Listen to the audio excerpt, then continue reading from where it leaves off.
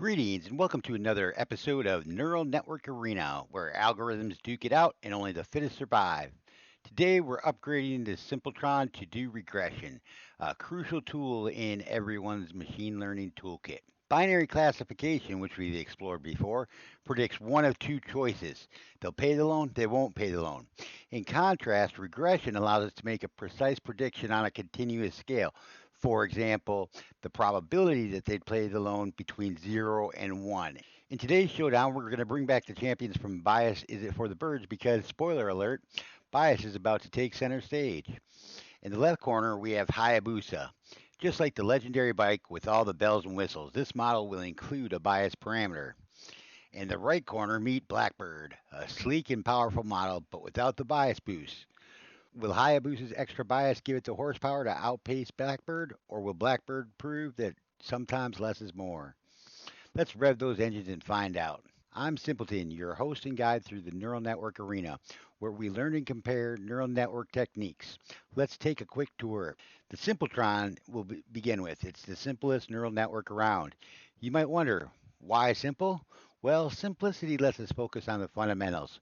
We can easily see the mechanics in action without getting lost in all the complexity. We can test different neural network techniques efficiently, isolating just the technique we're trying to examine by creating two identical models where the only difference is the technique we're looking at. This lets us see and understand exactly how that particular technique impacts and what kind of difference it makes. The Simpletron's got a very simple three-step training loop. Next, we have the arena. Our neural network arena consists of three main components: the gladiators, the arenas, and the engine. The gladiators, these are our neural networks, the contenders. Each gladiator embodies a specific set of logic and capabilities.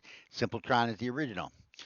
The arenas, this is where we generate our training data, the battlegrounds where our gladiators prove their mettle. And finally, the engine. That's the heart of the operation. It generates a set of training data, sends that same training data to all the competing gladiators, and then collects the results, providing us with detailed reporting. It's important to note it sends identical data to each gladiator. No favoritism here. The engine ensures a level playing field for all our contenders.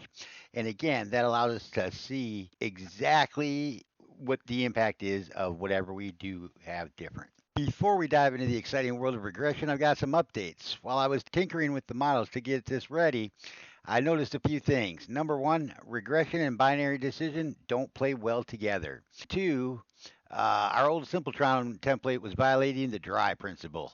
That's don't repeat yourself for those new to coding lingo. So we decided to do a refactor. Think of it as a software day at the spa. Now, our goals of the factor were number one, move repetitive code into the engine. By centralizing the common code, it makes it easier to read and create new gladiators, but most importantly, it even better ensures consistency. The more handled by the engine, that any difference is attributed to that model logic. Number two, store data properly. We shifted from on the fly reporting to structured data storage. This makes it easier to analyze the results and extract insights.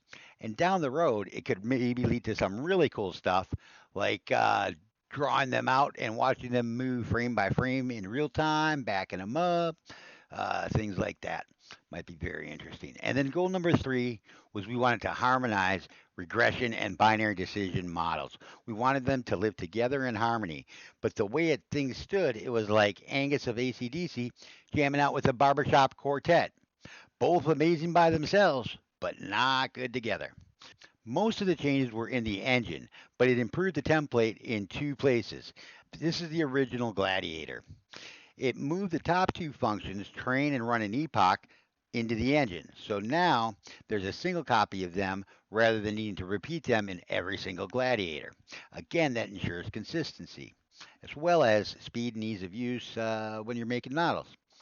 We'll zoom into the second to last line in the training iteration. It used to be this ugly function call with lots of parameters. Now we store the results in a data class called gladiator output. And the best part is there was a lot of extra items and parameters in the old function that are now handled by the engine and don't even need to be addressed in the model.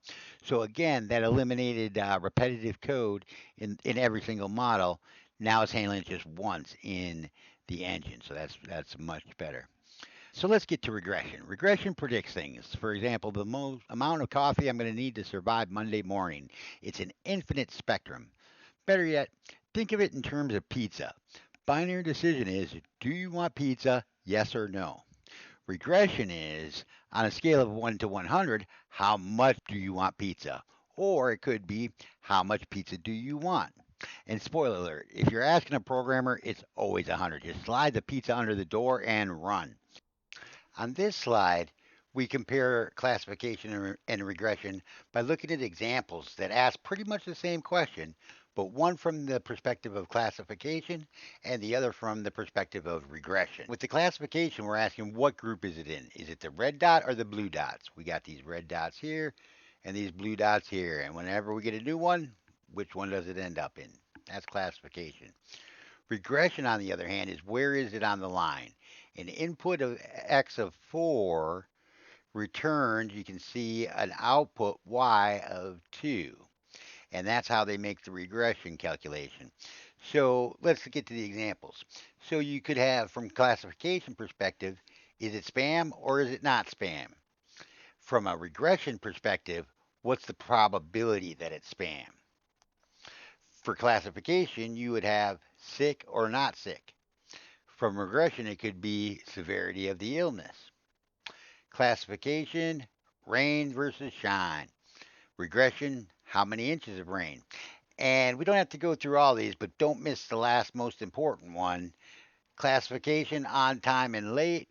Regression, how much is my boss going to yell at me? The key takeaway is that classification sorts data into distinct groups, whereas regression can predict any number. When you look at the difference between classification and regression, it has a big impact on the metrics and how they measure the error and the loss. In classification, the ultimate measure, I'd say, is accuracy. How many did we put in the correct group? The neural network wizards like to even break that into subcategories. So instead of just looking at how many right and wrong, they want to look at how many did we get right where the answer was yes, true positive, and how many did we get right when the answer was no, true negative. And then they do the same for wrong, false positive and false negative. False positive, how many did we get wrong when the answer was yes? And false negative, how many did we get wrong when the answer was no? The reason they do this, take for example, if you had a neural network that took a bunch of patient symptoms as an input and tried to determine if it had a very rare disease. Let's say this disease is so rare it only happens to, on average, 1 in 10,000 people. Well, you could make that a very accurate neural network very easily by just always saying no. But what good is that going to do anybody? So instead, the reason they look at the true positives is because they say, hey, out of this population of 100,000, there's 10 people who should have it. How many of those 10 did we actually find? All of these precision, recall, F1 score, and specificity are derived from different examples like that from the true positives and the true negatives. They call it a confusion matrix. And I don't know where they came up with that name unless they were thinking it would confuse me because it certainly has. But in any case, let's move to regression. In regression, most common loss functions are mean absolute error, also known as MAE. All that means is you take the absolute error, how far off was the prediction from what the actual result in the training data is, and then you average them. For mean squared error, it's the same thing, except instead of just taking the difference, you take the difference, square it, and then average that. And finally, they have our MSE, which is the root mean square error. And basically, that's just taking the square root of the MSE. But the nice thing about that is it takes it back to the scale of what it was originally from, instead of having your errors all squared. You might be asking, why do they need to use such different types of loss functions? Well, in regression, predicting the exact value would be like finding a needle in a haystack. For example, if a house is worth $2 million and 90 cents, then if you made a prediction, $2 million and 89 cents, that's a pretty darn good prediction. But is it accurate?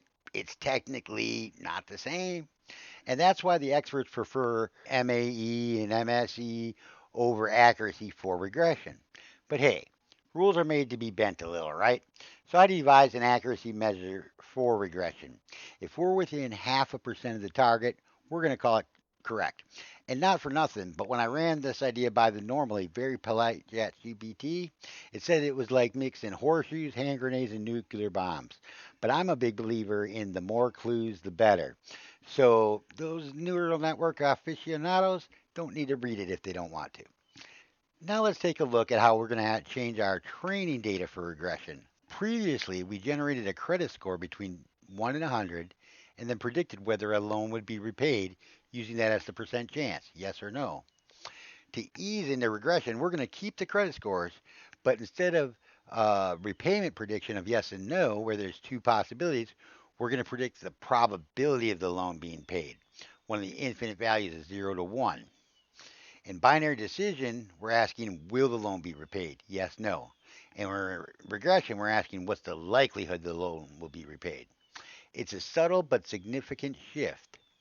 Now, with the theory covered, it's time for action. And please code along. Everything's posted on GitHub in the links below.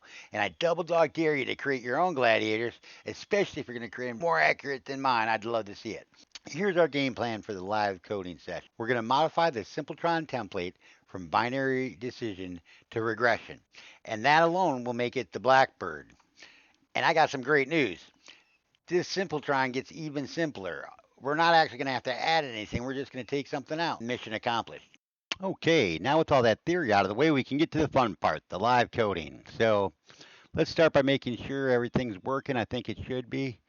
Yep, look, we were able to run our template and it is coming back with the proper metrics. So this structure changed a little bit with the refactor too. For example, I took the arena settings out. It used to be these were all in engine.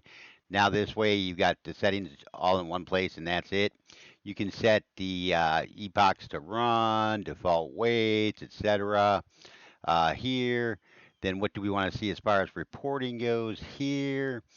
And then finally, choose the, I used to call them training pits. Now I'm renaming it to arena. That's another change of the refactor. I never really liked that name, training pit. But this is where it creates the set of training data it's going to send to them all. And then finally specify your gladiators. So that's now in a new place called arena settings. Our gladiators are still in here. So here's our template Simpletron. It's going to be a piece of cake to make the Blackbird. Let's do that first. So we're going to take that and paste it in. We can name it Blackbird right here. And remember, the class name needs to match this file name. We get it. So that's the first thing we want to do is rename that. That way the arena can find it when we tell it to. The one piece of boilerplate I couldn't get rid of was the constructor for this here. It's too bad. I wish we could figure out a way, and I'm not giving up yet, but this has got to go in every model and it never changes. You know what, let's hide these folders. Then we've got the raining iteration, which we looked at a bit ago, where we make a prediction. Now, we used to apply this step function to it, and that made it either a 0 or a 1, hence it was binary classification. To make this work as regression, all we really need to do is get rid of that. Done.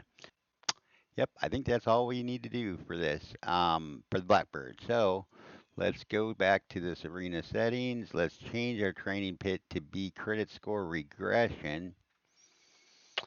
And let's put in the Blackbird. We'll leave the Simpletron in there. Just it's not going to do very good, but we'll leave it in anyways. And let's see if we can run these two against each other.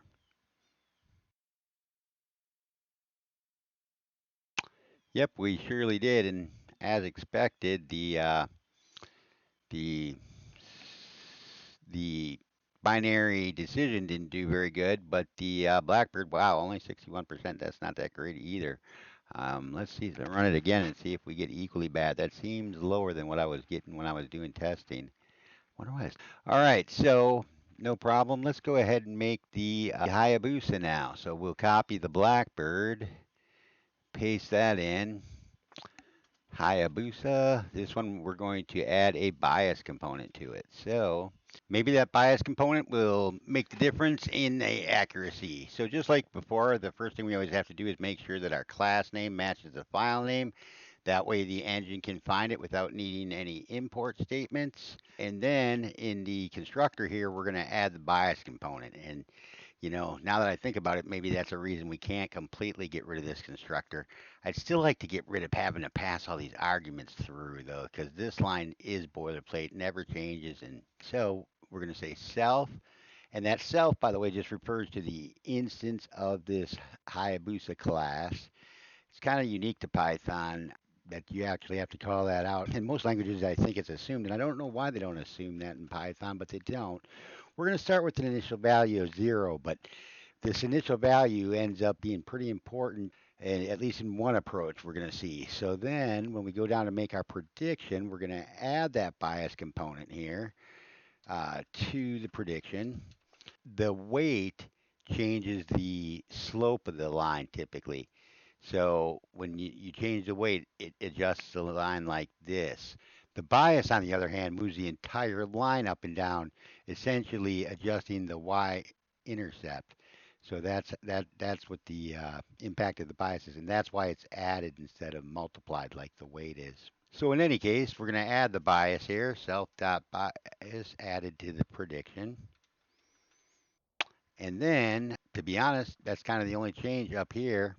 We'll also want to create a new bias, just like we have a new weight. That way we can properly document all these. And I wish that was a little better lined up. Let's fix that and that. And then we're going to say new bias equals our old bias plus the adjustment. Now, if you're paying close attention, you might spot a problem here in that the weight and the bias getting the same adjustment, that means the relative distance between them cannot change. They're essentially locked. So we're starting with, you can see in arena settings here, we're starting with the default neuron weight of zero point 0.1. Well, when we put a bias of 0, that means the bias will always be zero point 0.1 less than the weight. And we are, in fact, going to see that this does cause a problem in that it can't find the optimum values. If, for example, the optimum value was bias of 0 and a weight of zero point 0.2, it can't get to that. It would either be 0 and zero point 0.1 or zero point 0.1 and zero point 0.2 or any combination where it's off by the same distance that it originally was. However, the other approach, which I'll show you, in the by the book approach, and I never like doing stuff by the book just because it's by the book, has some issues as well. So we're gonna see which issue I guess is worse and which issue is potentially overcome. But for right now, we're just going to table that for a minute. Second last thing we need to do is add these new bias components to the gladiator output so it gets recorded properly. And you know what? This would be a lot better, I think, if we lined it up as well. Let's line these up so that they're a little bit easier to read. Anytime I've got these long sequences of lines where I've got an equal statement, lining up these equal statements really makes it, in my opinion, easier to see exactly what's going on here. So bias is going to be self.bias, just like weight is self.weight. Again, that self refers to the instance of the Hayabusa class that is instantiated. And then new bias is going to be our new bias variable that we just created right up there. Okay, and then finally, our very last thing to do after we've recorded both the bias as it started as well as the bias after it makes the adjustments, we have to actually adjust the bias. So that will be just like the weight, self.bias. We can do that one too, equals new bias. Okay, I think that's all we need to do to get this running. Again, we've got this one issue that the bias and the weight are locked. The distance between them is locked. And so let's see how that ends up impacting us. We can copy this Hayabusa name, run over to the arena settings, and put the Hayabusa. You know what? We'll put the Hayabusa in and take the binary classification template out. So if we run this now,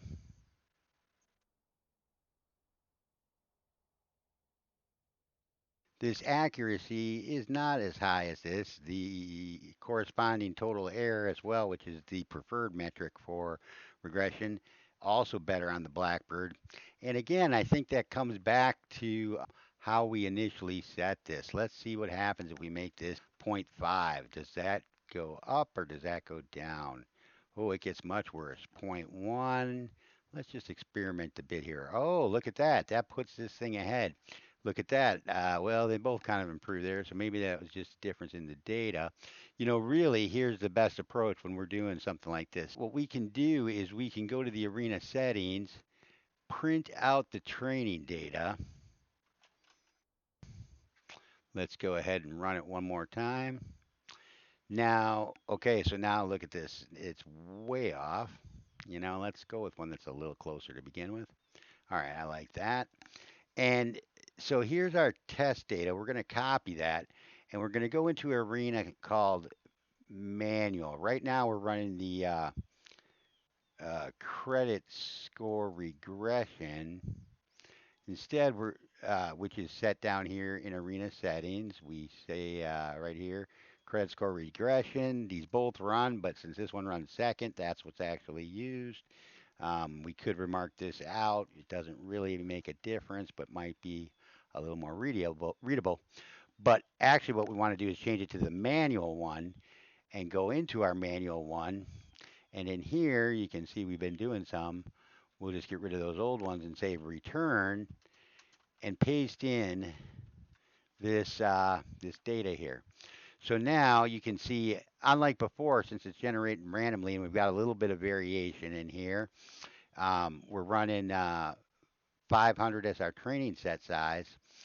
If we increase that, that would reduce the variability due to the law of large numbers. But by actually specifying this data, now we're going to get the exact same results every time, 54.4, 54.4. And that way, when we go back to Hayabusa and tweak this just to see, now we can see what the impact of tweaking this is using the exact same training data from run to run, and that way there's no variation in there. So for this particular data set, we can make Hayabusa beat Blackbird, but only because we know we're messing around with this bias component. Let's see if we go to point one, where does it end up? Not quite as good. Point two is higher, 66. Point three I think was lower, 54. Maybe 0.18. Is that somewhere in there is a sweet spot, right? But the whole thing is we shouldn't have to know what to set the bias to. The training process should arrive on that naturally. So that is definitely an issue we've got in the way we're doing the Hayabusa here, where the weight and the bias are being adjusted basically in sync with each other. So let's look at what the by the book way to do this is. We've got one here called Regression GBS, and GBS is my not very nice way of saying gradient descent, which I'm not a big fan of, and that's a pretty unusual position, but you'll see why in just a second. First, let's look at what the difference is. In the Hayabusa adjustment formula, we're just saying the error times the learning rate. In gradient descent, it's error times the learning rate times the input. And they give a lot of rationale for this, but two of the most common is they've got a paragraph of calculus. It's longer than the line to a Taylor Swift concert that says, and then they say it simplifies down to this equation, which they're better mathematicians than me, no doubt, but I am just a bit skeptical on that. And then number two, they say that by including this input, it then scales with the adjustment with the input's magnitude. In other words, a larger input will assign more of error. The error will be assigned based on the size of the input, the amount of the errors. And the issue I have with that, consider if we were trying to predict income from age and years of college. And then think about some examples of this. So if we had a 40-year-old with 0 years of college, or let's say 140-year-olds, 140-year-olds with 2 years of college, and 140-year-olds with 12 years of college. By the way, I've got like almost no college myself. Which do you think of these is going to have the biggest income? it's going to be the one with 12 years of college. But by scaling it with the size of the input, this 40 is going to be overrepresented when it really has very little impact on the outcome and the prediction we're trying to make. It's the years of college that has a lot of impact, even though it's smaller. So to me, scaling it by the magnitude of the input seems very arbitrary because in some examples that might be better, but in other examples that will be worse. Let's go back and see how this ends up impacting us in practice. So I do have a model in this temp folder that is using GBS. Where the heck did it go? Oh, I already moved it in here. Okay. So it's called Regression GBS. And you can see in here that in fact, the weight is the learning rate times the error times the input. So the difference between that and Hayabusa doesn't have that. And the bias is, and these parentheses don't really matter. Let's take them out just to keep this clear. Um, the bias is scaled only by, and you know what, we can even line it up, the learning rate times the error, but no input. So again, in contrast, the Hayabusa has, let's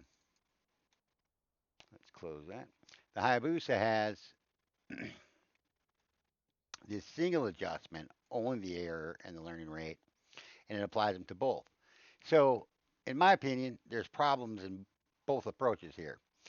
In the Hayabusa approach, as mentioned, that keeps the weight and the bias always the same distance, which is going to prevent them from being able to reach their optimum values unless you happen to set the initial values to the distance they'll be apart when they are at their optimum values.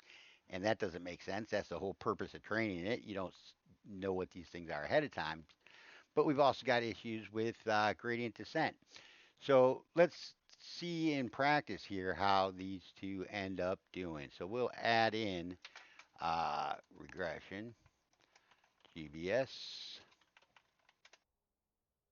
Now, I do need to warn you, my position is not the popular position. Gradient descent is extremely prevalent in this. Almost every neural network uses it. Professor Andrew Nigg from Stanford, one of the best professors on machine learning, swears by it. And it does work, as ChatGPT is evidence of, but or any neural network is evidence of. But I think there's a better way out there, and we're going to find it by continuing to question. So here you can see actually the Hayabusa and the Blackbird both outperform regression GBS.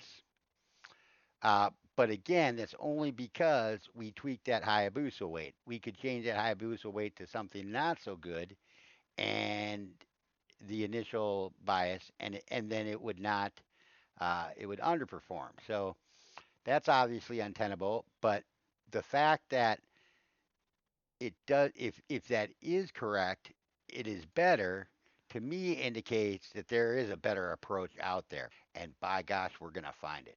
We're gonna change our game plan a little bit because Uh, originally, we were going to try showing how these different loss calculations impacted, but the actual reality of it is they actually have almost no impact at all. I got my hands on this pretty succinct method to give you the loss calculations, and none of it made any difference. So that would actually be kind of boring. Instead, what we're going to do is we're going to look at the Hayabusa, the Blackbird, and regression GBS in a little more detail. So let's start. I also forgot to show you the training arena ahead of time that we are now using. So this is the one that generated that data.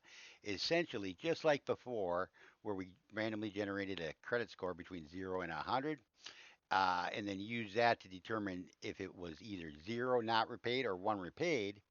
Uh, we're calculating the credit score the same, but instead of a 0 or 1, now we're getting the repayment ratio. And that basically capping it between 1 and 0, and then taking that score divided by 100. But to make it realistic and also give us some error, we throw some random noise in. So this random.gauss just means that we're throwing in random noise following a normal distribution or a bell curve. And so, in other words, it's going to put most of the noise pretty close to the middle, and it's going to put some of the noise out on the edges in the shape of a bell curve. So, one of the things to note in this case, when we look at the results of our run, we didn't see any very much difference between Hayabusa with a bias and Blackbird without. But that's because this training generation passes through the origin. In other words, if we look at this line here, this line right now passes through 0, 0. So if that's the case, the bias would be 0 because we're not trying to shift it. But if the line's somewhere up here, that's where bias is really going to have an impact. And we can see that in instead of credit score regression needs bias because this works exactly the same way. Excuse me, except it adds a zero point 0.5 to this and is also divided by 200. Well, first it gets that score, and then, yes, it adds that zero point 0.5 and divides by 200. So this is going to shift the line away from 0, 0, and that's where the expectation is bias is really going to shine. So let's go back and instead of doing our manual or our simple credit score regression, let's do credit score regression needs bias where it shifts that. And now let's see what kind of numbers we're going to get here. So, okay, now look, Hayabusa just went into the trash. Blackbird even worse, and regression GBS is shining. This is because that Hayabusa weight and bias is equidistantly locked. If that were set to a better value initially, let's set that, for example, to 0.53 and try another random one out. Now all of a sudden, Hayabusa is above the regression GBS, looking at either accuracy or in terms of loss. And Blackbird, again, with no bias component, suffers quite badly. Huge loss, very low accuracy. The point of all of this is that if the bias and the weight were able to converge to the optimum values independently instead of being locked the same distance apart, we could in fact get better results than what they are currently getting with GBS. Let's do one last experiment with the Hayabusa. I've set the training pit to manual here, and also notice that our default learning rate is, or our default neuron rate rather, is zero point 0.1.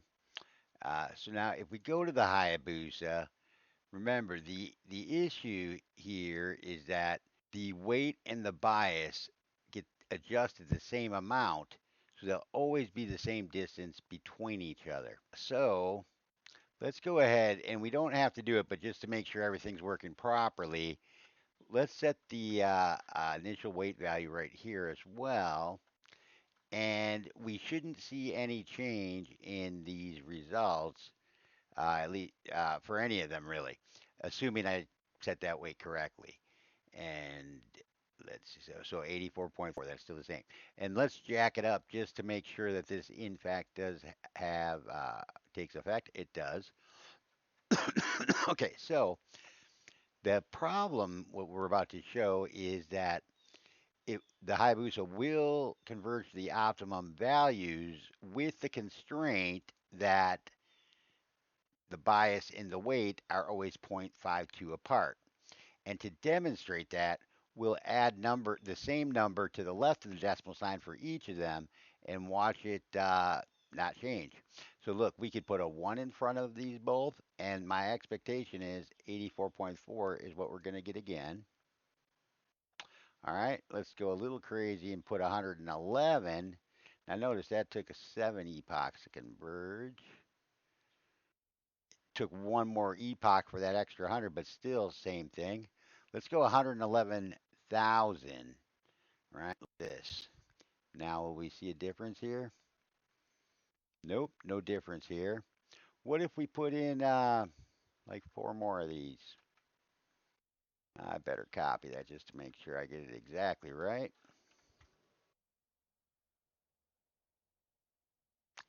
And even with such a crazy number, what is that? That is 111 million. Let's do two more. It's still converging only 15 epochs, right? The the biggest determinant of the accuracy right now of the Hayabusa is what this difference is. It at 0.52, we're always difference, we're always going to get this 84.4 regardless of anything else. What we do need to do is find a method to allow these to adjust independently, but I don't feel GBS is the way.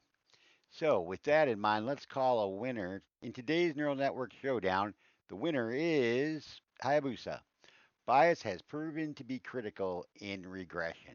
In summary, regression models are designed to predict a continuous number: house price, income, how much do you want pizza, while classification models predict discrete values: yes, no, pass, fail, male, female. Regression finds the relationship between the input variables and the predicted output.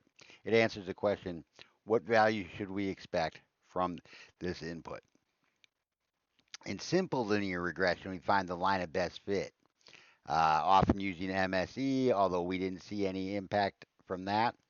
And they also use different loss functions such as MSE, MAE, and some others to evaluate which model is doing better.